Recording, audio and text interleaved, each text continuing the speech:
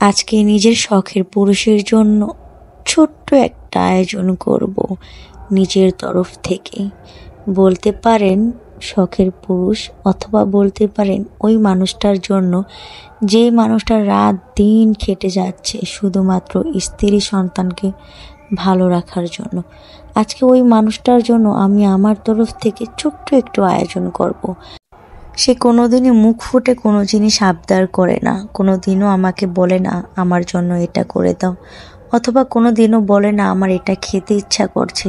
অথচ সে আমি আমার একটা বলাতেই আমার জন্য সব কিছু করে ফেললে। তার কাছে টাকা পয়সা না থাকলেও সে তার সাধ্য মতো আমাকে দেওয়ার চেষ্টা করে, আর আমি এতেই সন্তুষ্ট, আলহামদুলিল্লাহ।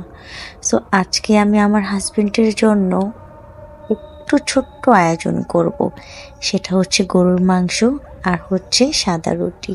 আমার হাজবেন্ড এই খাবারটাও অনেক বেশি পছন্দ করে, বাট এখন যেহেতু আমার ছোট্ট একটা বাবু আছে সেজন্য উনি আমাকে কিছুই বলে না। এই তো গত শীতেও আমি ওনাকে কত রান্না করে খাইয়েছি। যেহেতু উনি শীতের মধ্যে ভাতটা খেতে চায় না রাত্রেবেলা, উনি পছন্দ করে রুটিটা খাওয়ায়। এখন বাবুর জন্য এতটাই ব্যস্ত হয়ে গিয়েছি যে ওনার দিকে আমার খেয়ালই রাখা হয় না।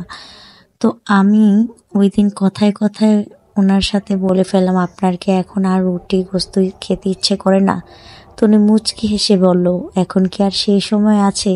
কিন্তু এই হাসিটার মধ্যেই আমি দেখেছি যে ওনার হয়তো বা এই জিনিসটা বলার সাথে সাথে খেতে ইচ্ছে করেছে। তো ওনাকে না জানিয়ে আজকে ওনার জন্য একটা সারপ্রাইজ রেডি করলাম। হ্যাঁ, আপনাদের কাছে হতে পারে এটা ছোট্ট একটা জিনিস, বাট এটা আমার কাছেও যদিও ছোট্ট একটা জিনিস, বাট আমার হাজব্যান্ড এটা পেয়ে আলহামদুলিল্লাহ অনেক অনেক বেশি খুশি।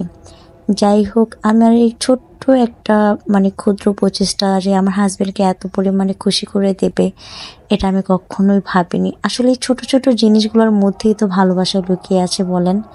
তো আমি এখানে কিন্তু গরুর মাংসটাকে একদম ঝোল দিয়ে বসিয়ে দিয়েছি, আর আমি কিন্তু আটাটাকেও দেখেছেন যে একদম খুব সুন্দর করে চুলোর মধ্যে দিয়ে আমি একবারে করে ফেলি। এটাতে করে কি হয়, আটাটা খুব সুন্দর করে আর কি নরম হয় রুটিটা। তো যাই হোক, এখানে আমি রুটিগুলোকে বেলে নিচ্ছি, আর হচ্ছে ওইখানে আমি তো গরুর মাংসের তরকারিটা বসিয়ে দিয়েছি, আপনারা দেখেছেন। তো আমি এখানে রুটিগুলোকেও একটা একটা করে বেলে নিলাম। কথার মধ্যে অনেক ভুল ত্রুটি হতেই পারে, আমাকে খুবই ক্ষমা সুন্দর দৃষ্টিতে দেখবেন। তো এইখানে এই তো রুটি ভাজাগুলো কিন্তু আমার ডান, আমি একটা করে বেলছি আর একটা করে হচ্ছে ভাজছি। বিশ্বাস করেন, যখন আপনি আপনার শখের কোনো পুরুষের জন্য রান্না করবেন, বা যখন আপনি কোনো একটা জিনিস মন থেকে রান্না করবেন, সেই জিনিসটা দেখবেন অনেক বেশি ভালো হয়।